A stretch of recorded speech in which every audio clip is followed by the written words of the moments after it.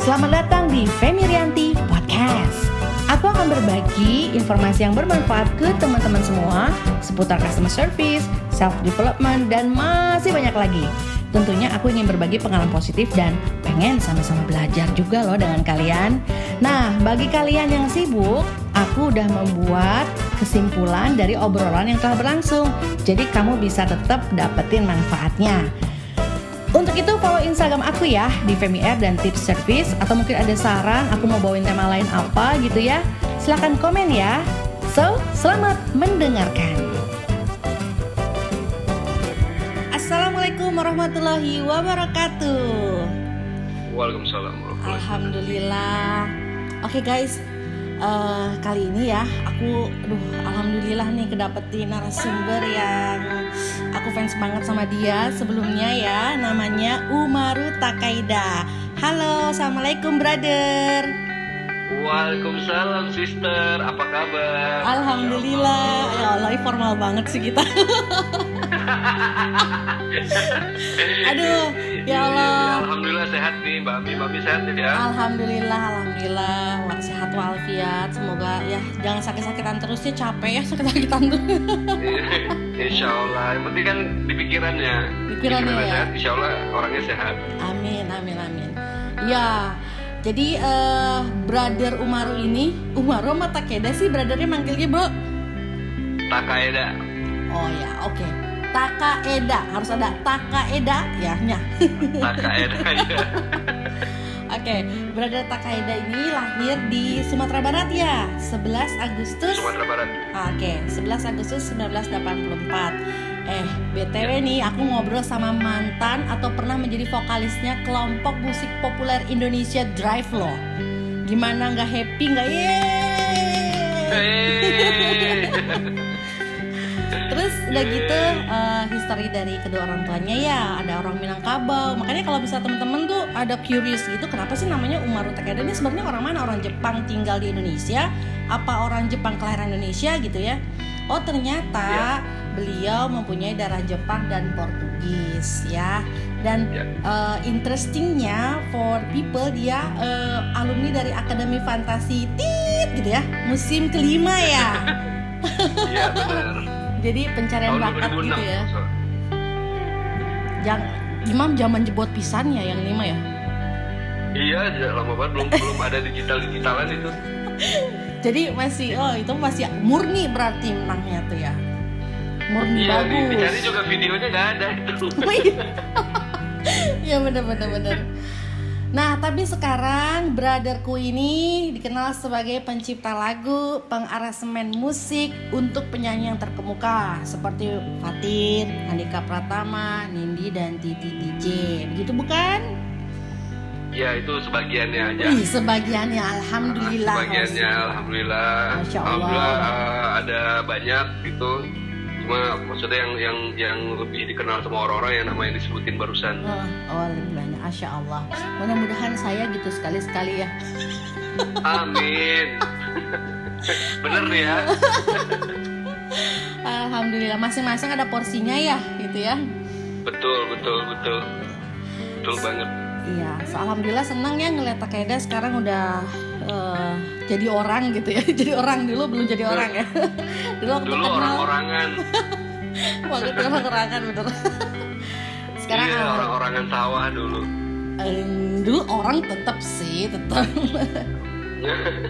Cuma dulu ini aja begajulannya belajulan. Iya. Belantakan. Dulu anak band banget ya, anak band. Nah, ini menarik terkait dengan topik gitu ya di bulan Ramadan.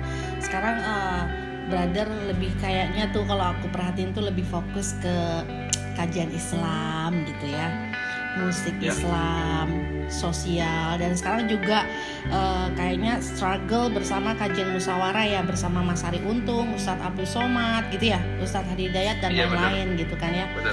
Nah, aku sebagai kenal Takeda nih yang dulu nih ya sama yang sekarang gitu kan ya. Nah, kalau boleh kita bercerita gitu ya, apa sih yang mau memotivasi bro gitu, yang moving dari warna sebelumnya ke warna sekarang? Ada apa nih? Ada hidayah nggak? Ada lihat bintang jatuh gitu atau lihat atau sakit jadi, gitu. Jadi sebenarnya sih kalau kita ambil secara garis besarnya, mungkin ini adalah doa dari nenek-nenek moyangku zaman dulu kali ya. Oh, jadi gitu. aku kan Baik. ini secara garis besarnya, belum secara spesifiknya. Oke. Jadi aku dulu pernah dikasih tahu bahwa ada kayak saudara gitu bilang, lu tau nggak sih nenek-nenek lu dulu, kakek lu itu mereka siapa gitu. Terus nggak tahu, aku bilang. Oke. Mereka tuh semuanya itu mereka ahli zikir. Oh, Mereka ahli zikir, mereka tuh orang alim semua, insya Allah. Terus udah gitu, aku punya salah satu foto dari kakek buyutku. Oke. Itu mukanya benar-benar kayak orang Jepang banget, cuma pakai sorban, dan sekitar di tahun 1800-an itu beliau udah naik haji. Oh. Nah, sementara kita tahu di tahun segitu orang naik haji itu susah banget gitu. Aku tahu. Dan Takeda terus itu Jepangnya dari bapak apa dari ibu sih? Itu dari mama. Oh, dari mama. Oke. Yang dari mama. Nah, jadi kalau kata saudaraku ya mungkin yang pasti sih kita nih cucu-cucunya pasti didoain lah supaya keturunan itu menjadi orang yang soleh, menjadi orang yang soleha gitu. Jadi mau gimana pun ketarik lagi sama doanya. Itu secara garis besar. Aku ngerasain itu mungkin ini merupakan doa dari dari nenek moyangku gitu. Oke. Nah, tapi secara spesifiknya sebenarnya sih simpel banget sih. Alright. Aku tuh nggak bisa ceritain cerita yang pakai nangis kayak orang-orang lain yang hijrah gitu. Kehidupannya dulu begini apa segala macam, karena menurutku ini menurutku secara pribadi ya, ini bukan satu hal yang harus aku bukan drama ya, tapi maksudnya aku bukan tipikal orang yang suka untuk bersedih-sedih dalam hal yang seperti ini gitu. Jadi triggernya itu simpel banget sih sebenarnya Mbak Ami. Ya. Jadi banyak banget temanku yang meninggal, itu satu. Terus aku lihat mereka meninggal bukan di usia tua. Terus dari mereka juga banyak yang meninggal bukan karena sakit. Alright. Terus dan ada juga di antara mereka itu yang kaya raya tapi mereka meninggal juga gitu. Terus itu trigger yang pertama. Terus trigger yang kedua itu adalah aku anak laki-laki dan aku sendiri gitu. Jadi aku nggak punya adik, nggak punya kakak. Sementara nih anak laki-laki ini sampai kapanpun kan dosanya akan ngalir ke orang tuanya gitu. Nah jadi aku tuh nggak mau kalau misalkan nanti orang tuaku itu masuk surga, tapi akhirnya gara-gara dosa aku, akhirnya mereka ngatung-ngatung nih di pintu surga mau masuk gak jadi gitu. Nah ada juga orang yang bilang ya kita kan kalau udah balik menanggung dosa masing-masing. Katanya begitu. Nah tapi setelah aku tanya dengan para ulama dan para guru-guru, kata mereka ya kita ini adalah bentukan dari orang tua kita. Jadi kalau misalkan kita berbuat maksiat ya dosa kita itu juga ikut ditanggung sama orang tua kita. Kenapa ya? Karena kita belajarnya awalnya dari mereka gitu.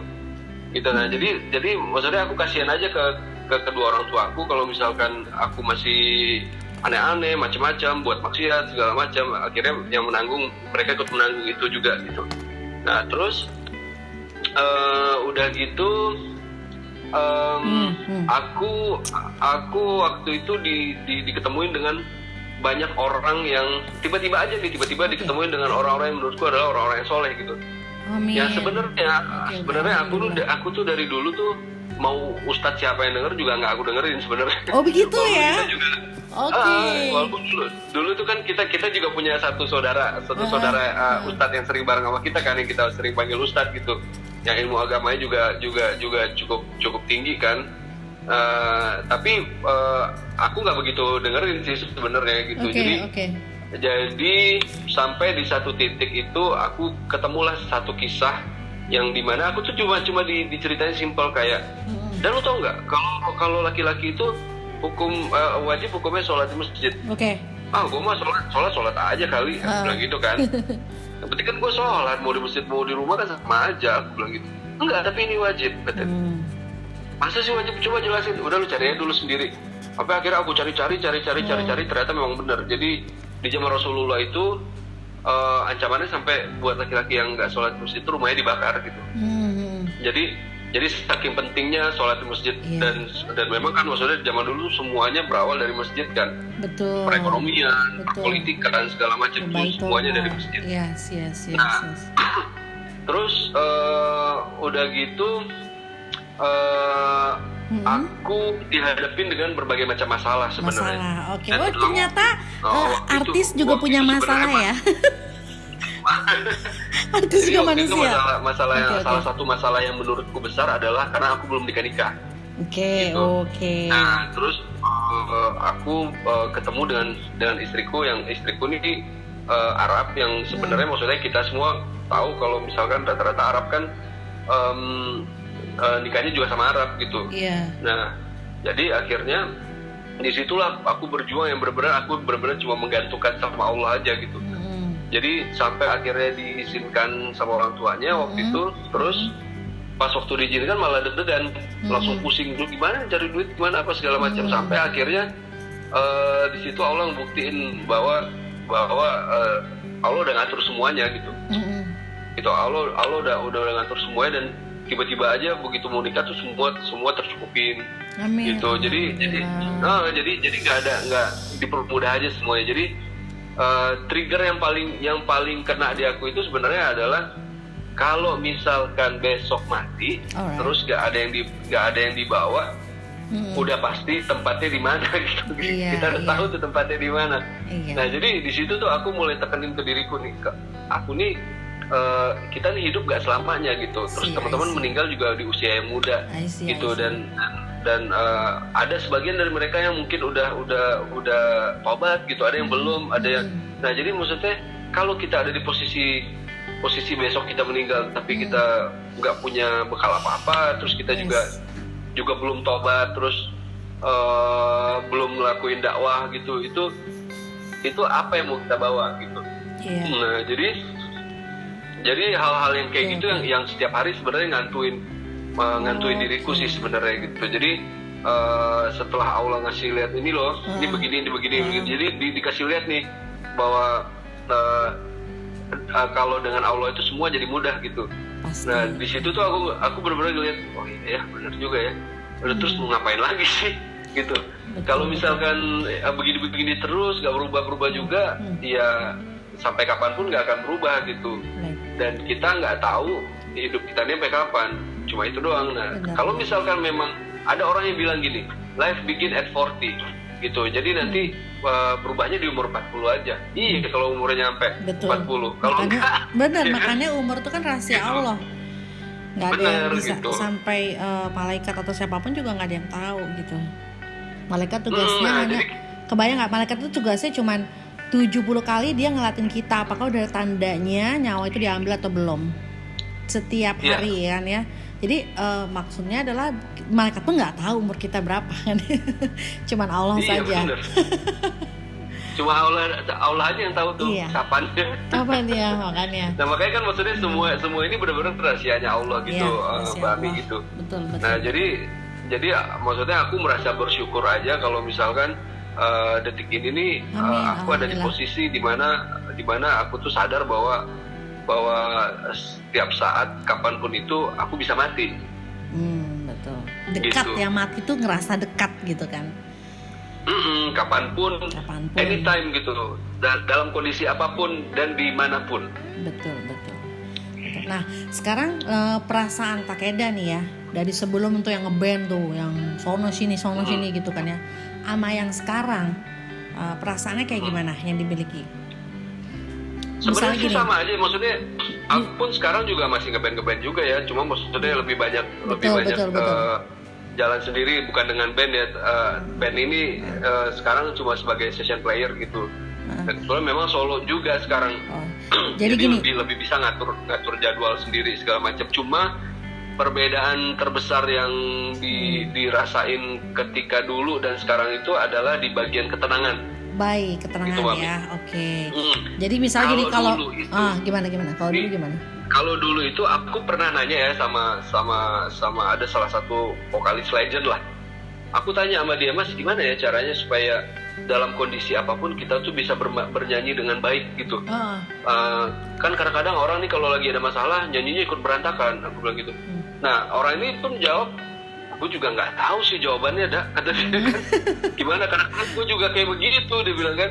Nah aku tuh terus mencari jawaban itu gitu. Gimana caranya anytime, setiap saat, kapanpun itu lagi dalam punya masalah atau enggak itu, aku bisa bernyanyi dengan bagus gitu. Terus udah gitu orang selalu melihat aku tuh lagi positif aja gitu.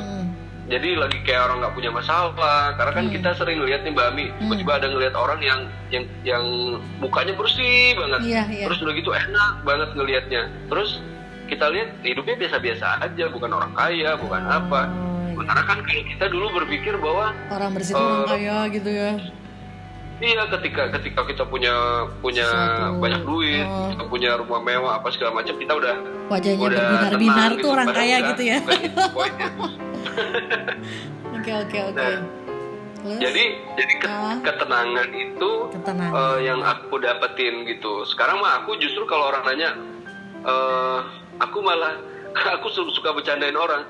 Aku sekarang hampir nggak pernah pakai otak aku bilang gitu. Iya bener, hampir nggak pernah mikir sekarang aku bilang. Iya.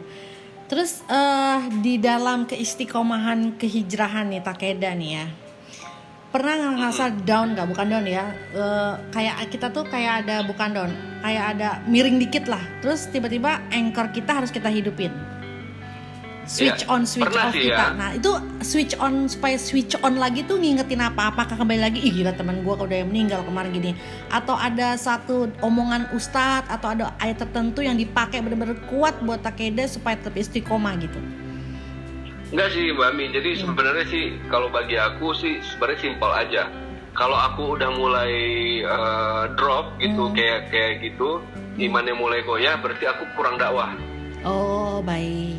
Ya, jadi kenapa aku bilang kurang dakwah? Karena kan sebenarnya dakwah ini kan arti dakwah ini mengajak gitu. Betul. Jadi aku kurang ngajak orang ke kebaikan sebenarnya. Karena kalau aku ngajak orang ke kebaikan kan sebenarnya otomatis tuh aku ngajak diriku juga gitu kan. Benar. Nah, makanya ada pepatah yang bilang kalau betul. Ada orang yang berkatakan bahwa ketika kita demotivasi, kita harus memotivasi orang lain. Iya benar. Seperti itu. Jadi makanya kalau misalkan kita lihat motivator gitu, sama aja kan sebenarnya mereka berdakwah dengan caranya mereka kan. Iya. Jadi bagi aku motivator itu ketika dia memotivasi orang tuh secara nggak langsung dia sebenarnya motivasi diri dia sendiri. Setuju. Juga. Iya. Sebenarnya sama halnya dengan ini. Ketika imanku mulai berkurang, berarti aku udah kurang dakwah. Okay. Intinya itu aja. Nah, tapi untuk ngejaga keistiqomahan itu sebenarnya sih simpel, karena kan orang ini biasanya istiqomahnya itu goyah karena permasalahan dunia sebenarnya. Oh gitu. Terutama permasalahan rezeki gitu. Kalau rezekinya mulai berkurang sedikit, dia mulai goyah, terus tiba-tiba ada bisikan-bisikan, oh ya ngajak-ngajak ke hal-hal yang nggak baik, akhirnya dia ikut gitu kan. Nah, terus permasalahan itu satu, sama kalau yang belum nikah tuh ya permasalahan jodoh ya biasanya ya mereka tuh. Jadi akhirnya tergoda lagi buat yang hubungan yang tidak halal gitu. Mungkin pacaran atau apa sebenarnya kan. Nah, kalau orang pacaran kita tahu sendiri kalau pacaran zaman sekarang seperti apa gitu kan. Nah, jadi caranya bagiku adalah gimana caranya biar kita bisa terus tawakal sama Allah aja gitu kalau mau istiqomah. Kenapa? Karena ketika kita udah tawakal sama Allah, apapun kondisi kita ya pasti kita percaya sama Allah bahwa kita berhusnuzon sama Allah kan. Oh udah tenang aja nih, Allah bakal ini kok memberikan solusi, semua akan baik-baik gitu ya? aja, akan dikasih sama Allah, akan ini. Jadi kita tuh selalu positif aja berpikirnya ke Allah. Karena ketika kita mikirnya positif, ya hasilnya positif. Begitupun sebaliknya. Luar biasa ini, salam super. Masya Allah. Pakai teguh belakangnya namanya. Iya, luar biasa. Nah, kalau ada semua teman-teman di Indonesia, baik yang mendengarkan ini baru atau setahun atau 2 tahun lagi, apa sih nasihat dari Takeda Brothers ini kepada teman-teman yang mendengarkan podcast tentang hijrah ini? Ya, sebenarnya gini, sebenarnya ada hal sebenarnya yang aku perhatiin itu, kenapa orang-orang ini rata-rata mereka nggak mau hijrah? Karena mereka itu yang pertama mereka merasakan nikmatnya maksiat gitu. Itu yang pertama. Oh gitu. Terus yang kedua, lezat katanya. Yang kedua mereka itu merasa begitu mereka hijrah, mereka nggak keren lagi kayak sebelum mereka hijrah. Gitu. Ini hal simpel yang terjadi di anak-anak muda sih sebenarnya. Oh, orang hijrah tuh nanti jenggotan, terus nanti celana cingkrang, nanti ini nanti orang hijrah sekarang udah keren-keren. Gitu. Iya, betul. Pakaiannya keren-keren gitu. Terus misalkan sekarang orang berjenggot misalnya, kayak sekarang nih aku kan jenggotku lagi panjang nih sekarang. Iya, kelihatan. Nah, jadi Mbak Ami, maksudnya orang di luar Islam pun, let's say orang Yahudi atau bule-bule juga banyak jenggotnya panjang, gitu. Terus udah gitu mereka sekarang juga menjadikan celana cingkrang jadi tren gitu. Tapi alhamdulillah jadi kita kalau kita pakai itu, misalkan kita ada aku juga nggak selalu pakai celana cingkrang sih, karena maksudnya ada perbedaan di antara ulama kan, gitu. Sometimes aku pakai, sometimes aku enggak gitu. Nah tapi ternyata kalau kayak jenggot gitu kan, kalau misalkan walaupun kita bikin itu modelnya jadi keren segala macam, mesti kita berjenggot. Ini kata salah satu ulama adalah itu adalah sunnah yang paling gampang gitu. Jadi di saat kita tidur pun sunnahnya hidup. Dia bilang, ya itu jenggot, dia bilang gitu. Nah makanya aku sampai sekarang nih, kalaupun aku mau cukur pasti aku nggak pernah habisin jenggotnya. Iya. Gitu. Jadi pasti ada masih sisa setengah senti gitu-gitu. Oke. Nah terus pesan-pesannya ya intinya sih gitu aja. Bukan berarti dengan kita hijrah itu kita menjadi sesuatu yang berbeda. Tapi yang berubah itu dari kita sebenarnya kan cuma hubungan kita dengan Allah aja, gitu. Hubungan kita dengan Allah, terus kalau hubungan kita udah benar sama Allah kan kita perbaiki kan, pasti yang lainnya juga sholat kita otomatis perbaiki, ya. Terus semuanya itu udah semuanya, gitu. Nah jadi kita tetap bisa jadi apa aja kok Mbak Mi, karena kan Allah nggak pernah larang. Kita mau jadi apa aja, yang penting tidak bermaksiat sama Allah kan. Gitu. Bikers tapi bikers yang soleh gitu. Penyanyi yang soleh. Itunya masternya soleh gitu ya.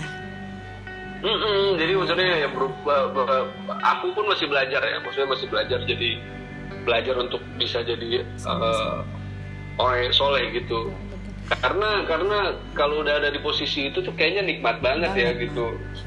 Ngelakuin apapun, aku tuh sampai detik ini juga masih sama aja sebenarnya kayak dulu Mbak Mi. Cuma ya itu yang aku bilang tadi, hubunganku dengan Allah itu yang sekarang sudah berubah gitu dengan yang dulu. Dulu nggak ada Allah di hidup aku. Sholat cuma nggak ada Allah gitu. Jadi terinspirasi lagi jadi semangat lagi. Karena aku tadi habis buat live Instagram ya, terus aku bilang gini, aduh udah pertengahan gini aku agak malas baca Quran nih. Tapi sekarang lihat dari dengan ini akhirnya semangat lagi ya gitu ya. Jadi di dalam Islam kan sebenarnya semuanya ada ya gitu. Jadi contoh misalkan kayak kita tuh semua kehidupan kita dari bangun tidur sampai kita tidur lagi tuh sebenarnya udah diatur gitu. Di dalam Islam tuh dari A sampai Z udah diatur semuanya. Terus udah gitu, contoh misalnya kayak kita baca Quran segala macam, di dalam Quran tuh udah ada semuanya. Zaman Rasulullah dulu itu tuh, Rasulullah dan para sahabat itu menguasai 3/4 dunia itu cuma dengan panduan satu Al-Quran. Bayangin. Mereka punya semuanya, menguasai 3/4 dunia. Bayangin Babi. Sedangkan kita nih mau jadi kolong merat yang nggak seberapa aja duitnya juga susah gitu. Karena apa ya? Karena kita nggak ada Quran itu di hidup kita. Iya, benar. Sementara zaman Rasulullah dulu mereka hidup dengan Quran Asbab itulah Allah memberikan semuanya ke mereka kan. Betul, masya Allah. Iya itu ini jadi tamparan juga ya buat aku ya. Maksudnya reminding lagi sih, benar ya. Subhanallah. Wow. Oke.